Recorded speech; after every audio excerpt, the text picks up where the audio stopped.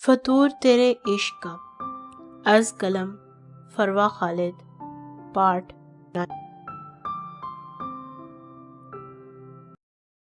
ارا جسے یہی لگتا تھا کہ اس کی زندگی میں کبھی خوشی نہیں آئے گی، اس دن اس کی خوشی کا کوئی ٹھکانہ نہیں رہا تھا جب حقان نے اس کے سامنے اپنی محبت کا اظہار کرتے اسے اس کی نگاہوں میں دنیا کی سب سے خوش قسمت لڑکی بنا کر رکھ دیا تھا۔ ارا تو حقان سے پہلے ہی محبت کرتی تھی اور یہی سوچتی تھی کہ وہ لڑکی کتنی خوش نصیب ہوگی جو حقان کے نام کی شریک سفر بنے گی۔ حقان کے منہ سے اپنے لیے اعتراف سن کر اسے اپنی خوش بختی پر یقین نہیں آیا تھا، مگر کہیں نہ کہیں اسے گھر والوں اور خاص کر لارے بیگم کے ریئیکشن سے بہت ڈر لگ رہا تھا، اور اس کا یہ ڈر آگے چل کر سچ ثابت بھی ہوا تھا۔ حقان نے جیسے ہی گھر والوں کے سامنے اس بات کا اعتراف کیا تھا، ایک ہنگامہ مچ گیا تھا۔ لارے بیگم نے سختی سے انکار کر دیا تھا، جبکہ باقی سب کا ریئیکشن بھی کچھ ایسا ہی تھا۔ ارا ایک بار پھر سب گھر والوں کے نشانے پر آ گئی تھی، مگر اس بار اس کے سامنے حقان شاہ کھڑا تھا۔ حقان نے ہمیشہ کی طرح سب لوگوں کی مخالفت اور غصے کو ٹھنڈا کرتے یہاں بھی اپنی بات منوا کر دم لیا تھا۔ جس دن ارا اور حقان کی شادی کی ڈیٹ فکس ہوئی تھی، اس دن ارا کے پیر زمین پر ہی نہیں ٹھہرے تھے۔ وہ بہت زیادہ خوش تھی۔ حقان نے اپنا کہا سچ کر کے دکھایا تھا۔ حقان نے شادی کے ایک ہفتے بعد کی ڈیٹ رکھوائی تھی۔ وہ کوئی رسک نہیں لینا چاہتا تھا، مگر وہ خود بھی لا علم تھا کہ قسمت اس کے ساتھ کیسا کھیل کھیلنے والی ہے۔ شہریار ملک ارہا کا کلاس فیلو ہونے کے ساتھ ساتھ حقان کا بزنس حریف اور اس کے ماموں کا بیٹا بھی تھا، جو حقان کو ایک آنکھ نہیں بھاتا تھا۔ حقان کی شروع دن سے اسے نہیں بنتی تھی۔ اسے نہ تو شہریار کا کردار پسند تھا اور نہ ہی اس کی نیچر۔ حقان کو اس کا اپنے گھر آنا بھی پسند نہیں تھا۔ شہریار کی فیملی فائنینشلی ان لوگوں سے کافی زیادہ اسٹرانگ تھے۔ شہریار اپنے والدین کا اکلوتا بیٹا تھا اور باپ کا سب کچھ اسی کا تھا، اس لیے اس کی آوارگی کے باوجود اکثر لڑکیاں چاہتی تھی کہ شہریار جیسے امیر زادے سے ان کی شادی ہو جائے، مگر شہریار کی نگاہیں تو حقان کے ہونے والی بیوی ارہا نوریز پر تھی، جو بے پناہ خوبصورت بھی تھی اور حقان کی محبت بھی۔ حقان کو شہریار کے ارہا کے لیے پسندگی کے بارے میں بالکل بھی علم نہیں تھا۔ ارہا کو ایک دو بار شہریار نے یونی میں روک کر بات کرنے کی کوشش کی تھی، مگر ارہا نے اسے کوئی خاص گھاس نہیں ڈالی تھی اور نہ ہی اس بارے میں حقان کو کچھ بتایا تھا۔ وہ حقان کے غصے سے واقف تھی اور اپنے حوالے سے پوزیسونیس سے بھی۔ وہ کوئی ہنگامہ نہیں چاہتی تھی، مگر وہ یہ بھی نہیں جانتی تھی کہ شہریار نامی مصیبت تو اس کے سر پر آنی ہی تھی۔ حقان اور ارہا کی شادی میں 2 دن باقی تھے جب ایک دن آفس سے گھر آتے حقان کی گاڑی کا بہت برا ایکسیڈنٹ ہو گیا تھا۔ حقان کی گاڑی بری طرح سے کچلی گئی تھی، مگر حقان کی خوش قسمتی تھی کہ وہ اتنے برے ایکسیڈنٹ سے موزانہ طور پر بچ گیا تھا۔ اس کو بازو اور ماتھے پر معمولی سی چوٹیں آئی تھی، مگر یہ حادثہ لارے بیگم کی ممتا بھرے دل کو ہلا کے رکھ گیا تھا۔ وہ پہلے ہی حقان اور ارہا کی شادی پر بالکل بھی خوش نہیں تھی۔ حقان کے اس ایکسیڈنٹ کا ریزن وہ ارہا کو سمجھنے لگی تھی، جو ان کے بیٹے کی زندگی میں ابھی آئی بھی نہیں تھی، اور وہ ایسے حادثاتوں کا شکار ہونے لگا تھا۔ لارے بیگم نے سوچ لیا تھا کہ وہ اب کسی قیمت پر ارہا کی شادی حقان سے نہیں ہونے دیں گی۔ وہ جانتی تھی حقان ان کی بات نہیں مانے گا اور نہ ہی ارہا کو چھوڑے گا، اس لیے انہوں نے ایک پلان ترتیب دیا تھا جس کے مین کردار ارہا نوریز اور شہریار ملک تھے۔ انہوں نے شہریار کے ارہا کے لیے پسندیدگی کا پتہ لگ چکا تھا، جس کا فائدہ اٹھاتے انہوں نے مہندی والی رات ارہا کو اپنے کمرے میں بلایا تھا اور اس کے سامنے اپنی سوچ رکھتے اس کی خوشیوں کا قتل کر دیا تھا۔ تم بہت اچھے سے جانتی ہو تم جس کے بھی قریب گئی ہو آج تک ان سب کو نقصان پہنچا ہے، تمہارے ماں باپ، ابا جان، میرے آصف، اور دیکھ رہی ہو اماں جان کس اذیت میں ہیں۔ تم نے مجھ سے میرے بہت سارے پیاروں کو چھینا ہے، لیکن اگر میرے بیٹے کو کچھ ہوا تو میں سہ نہیں پاؤں گی، مر جاؤں گی میں۔ خدا کے لیے اس ماں پر رحم کرو اور چھوڑ دو میرے بیٹے کا پیچھا۔ مجھ میں اب اسے کھونے کا حوصلہ نہیں ہے۔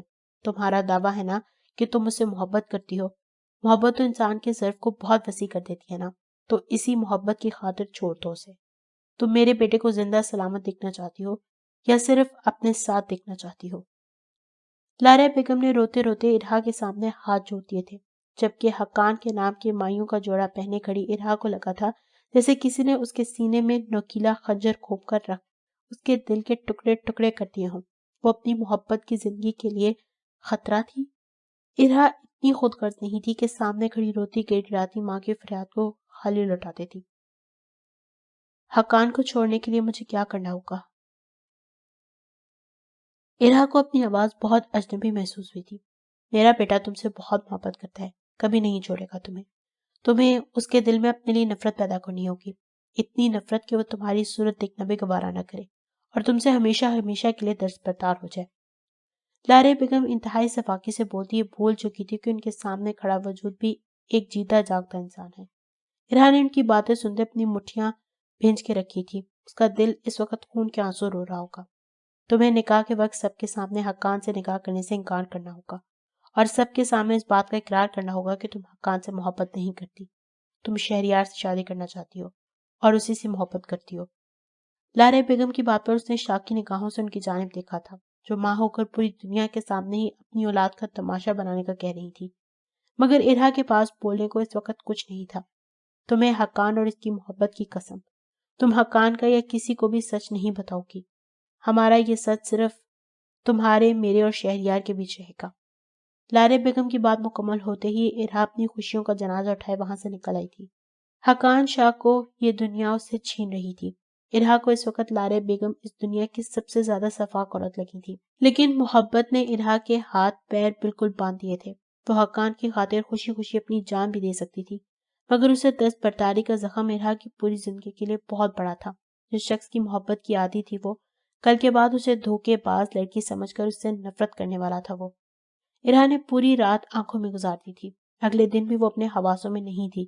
حقان نے کئی بار اسے کال کرنے کی کوشش کی تھی، مگر اس میں بالکل بھی ہمت نہیں تھی حقان کا سامنا کرنے کی۔ اس نے اپنی زندگی میں پہلی بار حقان کو اگنور کیا تھا۔ بہت جلد وہ پل بھی آ گئے تھے جو ارہا نوریز کی زندگی کی ہر خوشی اسے چھیننے والے تھے۔ ارہا کو حقان کے پہلو میں بٹھا دیا گیا تھا۔ ارہا نے ایک بار بھی نگاہیں اٹھا کر حقان کی جانب نہیں دیکھا تھا، جو سب کے کہے کے مطابق آج اپنی چارمنگ پرسنالٹی کے ساتھ پورے ماحول پر چھایا ہوا تھا۔ مولوی صاحب کے آتے ہی نکاح شروع کر دیا گیا تھا۔ ارہا کو اپنی سانسیں رکتی ہوئی محسوس ہوئی تھی۔ ارہا نوریز ولد نوریز خان، آپ کا نکاح حقان شاہ ولد افضل شاہ کے ساتھ بعوض 1,00,000 حق مہر سکہ راج الوقت ہونا قرار پاتا ہے۔ کیا آپ کو یہ نکاح قبول ہے؟ مولوی صاحب نے اسٹیج پر بلیک شیروانی میں ملبوس حقان شاہ کے پہلو میں بیٹھی سجی سنوری اس نازک دوشیزہ کی جانب سوالیہ نگاہوں سے دیکھتے نکاح کے کلمات ادا کیے تھے۔ لارے بیگم سمیت خاندان کے ہر فرد کی نگاہیں ارہا نوریز پہ جمی تھی۔ ان کے سوا کوئی نہیں جانتا تھا کہ ارہا کے منہ سے نکلنے والے الفاظ کیا ہونے والے تھے، کس کس کے دل پر کیا کیا قیامت برپا کرنے والے تھے۔ ارہا کا پورا وجود دھیرے دھیرے لرز رہا تھا۔ آنے والے وقت کا سوچتے اسے اپنی سانسیں رکتی ہوئی محسوس ہو رہی تھیں۔ مجھے یہ نکاح قبول نہیں ہے۔ دوپٹے کے اندر اپنی دونوں مٹھیوں کو سختی سے بھینچی اس نے اپنے دل کا خون کرتے الفاظ ادا کیے تھے۔ گھونگھٹ کے اندر چھپا اس کا چہرہ پوری طرح آنسوؤں سے بھیگا ہوا تھا۔ کوئی اس وقت اس کی اذیت کا اندازہ نہیں لگا سکتا تھا۔ اس کا دل خون آلود ہوتا کئی ٹکڑوں میں بٹ چکا تھا۔ وہ اپنے برابر میں بیٹھے اپنی زندگی کے سب سے خاص انسان کو کھونے جا رہی تھی۔ اسے محسوس ہو رہا تھا آہستہ آہستہ اس کی زندگی اس کے ہاتھوں سے سرک رہی ہو۔ حقان شاہ نے جھٹکے سے گردن موڑ کر شاکی نظروں سے ارہا کی جانب دیکھا تھا۔ ارہا نوریز اس سے نکاح سے بھلا کیسے انکار کر سکتی تھی؟ وہ دونوں تو ایک دوسرے سے بہت محبت کرتے تھے، پھر وہ بھلا اس کے ساتھ ایسا کیسے کر سکتی تھی؟ یوں بڑی محفل میں اس کی محبت کو رسوا کیسے کر سکتی تھی؟ زندگی میں پہلی بار حقان شاہ کو اتنی شدید چوٹ ملی تھی۔ اسے اپنے بائیں پہلو میں درد سا اٹھتا محسوس ہوا تھا، جبکہ ارہا کے فیصلے پر وہاں کھڑی لارے بیگم کے ہونٹوں پر ایک پرسکون سی مسکراہٹ جھلک دکھا کر غائب ہو چکی تھی۔ وہ ارہا کا جواب سن کر بہت خوش تھی، کیونکہ انہیں اپنے بیٹے کو ارہا کی منحوسیت سے بچا لیا تھا۔ حقان کے چہرے پہ جو غصہ تھا، یہی غصہ نفرت کی ملاوٹ کے ساتھ دیکھنا چاہتی تھی وہ ارہا کے لیے۔ ارہا، یہ کیا مذاق ہے؟ حقان نے اسٹیج سے نیچے اتر کر جاتی ارہا کا ہاتھ تھام کر اسے وہیں روکتے قدرے نرم لہجے میں پوچھا تھا۔ یہ کوئی مذاق نہیں ہے۔ میں نے پہلے بہت بار کوشش کی تھی آپ کو بتانے کی، مگر میں نہیں بتا پائی۔ یہ سچ ہے کہ میں نہ ہی آپ سے محبت کرتی ہوں اور نہ ہی شادی کرنا چاہتی ہوں۔ آپ نے شروع سے لے کر اب تک مجھ پر بہت احسان کیے ہیں۔ آپ کی وجہ سے میں اس گھر میں رہی۔ جب آپ نے مجھ سے اپنی محبت کا اقرار کیا تو مجبوراً مجھے ہاں بولنی پڑی، مگر ان احسانات کے بدلے میں اپنی زندگی پر کمپرومائز نہیں کر سکتی۔ میں آپ سے شادی نہیں کر سکتی۔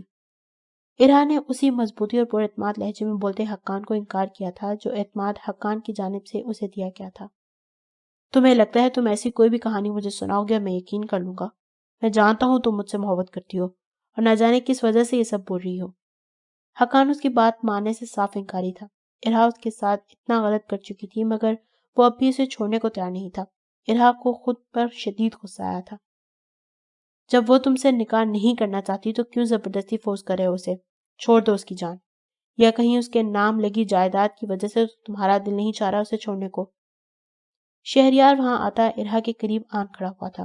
حقان جو پہلے ہی اپنے غصے اور اشتعال پر بہت مشکل سے قابو کیے ہوئے تھا، شہریار کا یوں دخل دینا برداشت نہیں کر پایا تھا. تم اپنی بکواس بند کرو گھٹیا انسان. حقان نے شہریار کو دھکا مارا تھا، جس پر شہریار اپنا توازن نہ برقرار رکھ پاتا پیچھے پڑی کرسیوں پر جا گرا تھا. آپ اپنا بیہیویئر ٹھیک کریں مسٹر حقان شاہ. شہریار ملک سے محبت کرتی ہوں میں، اس لیے وہ اس معاملے میں آئے گا. آپ اپنی لیمٹس میں رہیں تو آپ کے لیے زیادہ بہتر ہوگا. اور اتنے سارے لوگوں کی موجودگی میں نے اس بات کا اقرار کیا ہے کہ میں آپ سے شادی نہیں کرنا چاہتی، کیونکہ آپ صرف میری جائیداد کے لالچ میں آ کر مجھ سے شادی کر رہے ہیں، اور مجھے ایسے لالچی اور کم حیثیت انسان کی شکل بھی نہیں دیکھنی. موروطن شادی کے لیے حامی بھر لی تھی، مگر اب موروطن پوری زندگی نہیں گزار سکتی. ارہا نے دوبارہ شہریار کی جانب بڑھتے حقان کے راستے میں آتے اسے دور دھکا دیا تھا، جبکہ حقان اس کے اس نفرت امیز عمل اور الفاظ پر جیسے ساکت ہوا تھا. اس نے کبھی سوچا بھی نہیں تھا کہ زندگی میں کبھی ارہا سے اپنے بارے میں ایسے الفاظ سننے کو ملیں گے. حقان کا دل چاہتا اتنے بڑے دھوکے پر ارہا نوریز کو اپنے ہاتھوں سے ختم کر دے، مگر کسی اور کی دسترس میں نہ جانے دے. لیکن وہ ایسا صرف سوچ سکتا تھا. اس لڑکی کی طرح اس کی محبت ان مادی چیزوں سے بہت اوپر تھی. وہاں کھڑا ہر شخص بت بنا یہ سب دیکھ رہا تھا. سب کو اس لمحے ارہا سے مزید نفرت محسوس ہوئی تھی، کیونکہ وہ سب ہی حقان کی ارہا سے محبت کے گواہ تھے. لارے بیگم کو اپنے بیٹے کی حالت دیکھ لمحے بھر کو لگا تھا کہ وہ بہت غلط کر چکی ہیں، مگر اگلے ہی لمحے اس احساس کے ساتھ انہوں نے اپنے دل کو سمجھا لیا تھا کہ جو بھی انہوں نے کیا ہے صرف اپنے بیٹے کی بھلائی کے لیے کیا ہے. حقان آگے بڑھا تھا اور ارہا کی کلائی میں اپنے پنجے گاڑتا اسے اپنے قریب ترین کر گیا تھا. بہت غلط کیا ہے تم نے، کبھی معاف نہیں کروں گا تمہیں، اور میری معافی کے بغیر پوری زندگی تڑپو گی تم. حقان اس پر اپنی نفرت انڈیلتا وہاں سے نکل گیا تھا. ارہا نے دھندلائی آنکھوں سے حقان کو خود سے دور جاتے دیکھا تھا، اور اگلے ہی لمحے اپنے حواس کو تھی زمین بوس ہو گئی تھی. نسرین بیگم کے سوا اسے اٹھانے کے لیے کوئی نہیں آیا تھا. حقان گھر سے ہی چلا گیا تھا. سب اس کے پیچھے گئے تھے. اسے ڈھونڈنے کی بہت کوشش کی تھی، مگر حقان بنا کسی سے ملے چند دنوں کے اندر اندر امریکہ کے لیے روانہ ہو گیا تھا. ارہا کو پورے 3 دن کے بعد ہوش آیا تھا. وہ اپنی زندگی کی خوشیاں اپنے ہاتھوں سے لوٹ چکی تھی. لارے بیگم جنہوں نے یہ سب صرف حقان کی خاطر کیا تھا، وہ اس سب میں اپنے بیٹے کو گنوا چکی تھی. ارہا اور حقان کی زندگی تو انہوں نے خراب کی ہی تھی، مگر ان کو خود بھی پورے 3 سال اپنے بیٹے کی جدائی کاٹنی پڑی تھی. حقان کی شادی کے 1 سال بعد ارہا کی نانو بھی اسے چھوڑ کر چلی گئی تھی. ارہا پر یہ وقت بہت اذیت بھرا تھا. ایک بار پھر سے گھر والوں کا رویہ اس کے لیے نفرت امیز ہو چکا تھا. حقان نے جو عزت گھر والوں سے دلوائی تھی وہ حقان کے جانے کے ساتھ ہی ختم ہو چکی تھی. شہریار نے کئی بار ارہا سے رابطہ کرنے کی اور اس سے ملنے کی کوشش کی تھی، مگر ارہا نے ہر بار اس سے ملنے سے صاف انکار کر دیا تھا. ارہا تک گھر والوں کے تھرو ہی حقان کی حریم سے منگنی کی خبر پہنچی تھی، جو سننے کے بعد ارہا نے اس قدر ذہنی ٹینشن لی تھی کہ بہت شدید بیمار ہو جانے کی وجہ سے وہ پورا 1 ماہ بستر سے نہیں اٹھ پائی تھی. 3 سال کے بعد حقان کے واپس آنے کی خبر ارہا کی مردہ دل میں جیسے جان ڈال گئی تھی.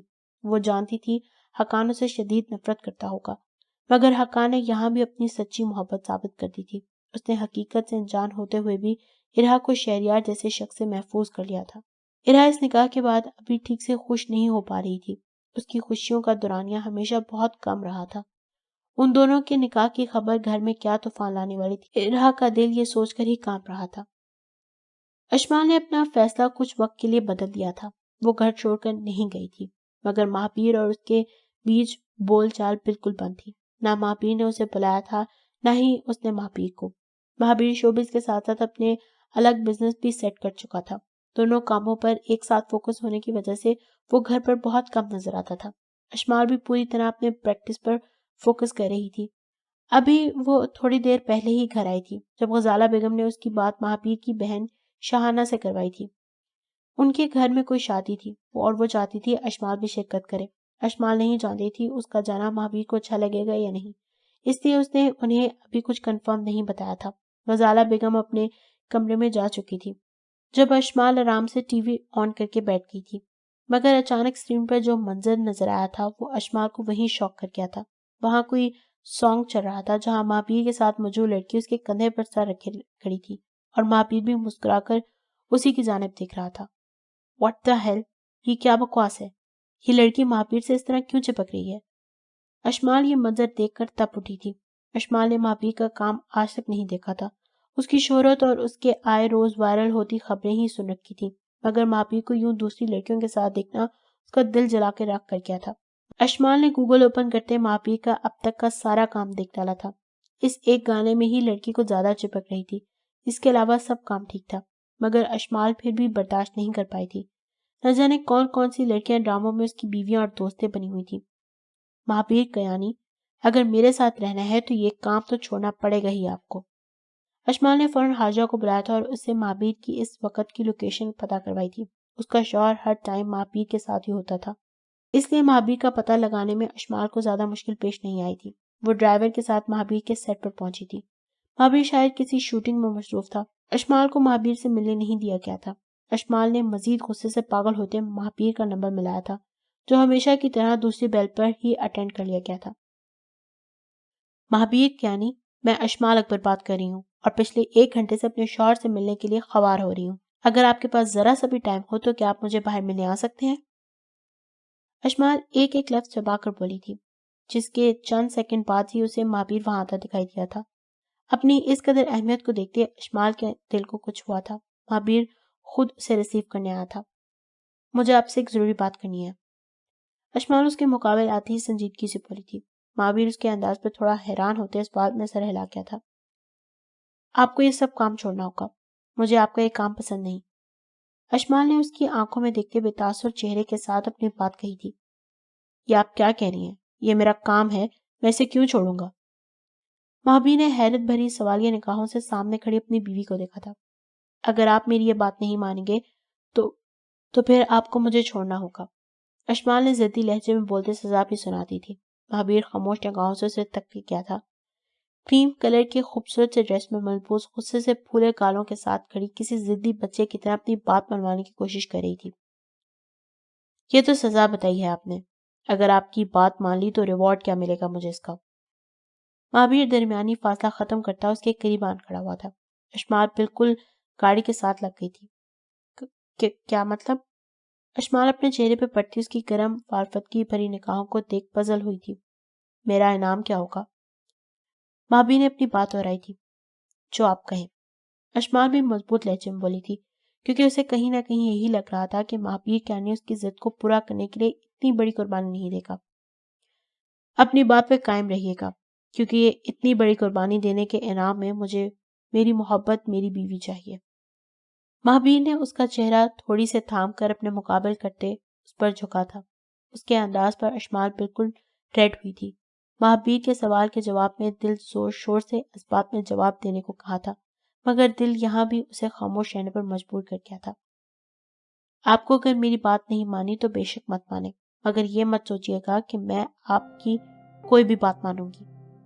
اشمال کو مہابیر سے ایسے کسی سوال کی توقع نہیں تھی۔ وہ اندر سے تھوڑا گڑبڑا گئی تھی، اس لیے اس کے سوال کے جواب میں کچھ بھی بولتی واپس گاڑی میں جا بیٹھی تھی۔ مہابیر خاموشی سے کھڑا اسے وہاں سے جاتا دیکھ رہا تھا۔ اشمال نے گاڑی میں بیٹھے ہی ڈرائیور کو کیانی ہاؤس کو جانے کو کہا تھا، جہاں مہابیر کا پورا خاندان رہتا تھا۔ اشمال اب تک ان سب سے فون پر بات تو کر چکی تھی، مگر ملی کسی سے بھی نہیں تھی۔ آج اسے نہ جانے کیا ہوا تھا کہ شاہانہ کی انوائٹ کرنے کا سوچتے وہ وہاں آ پہنچی تھی۔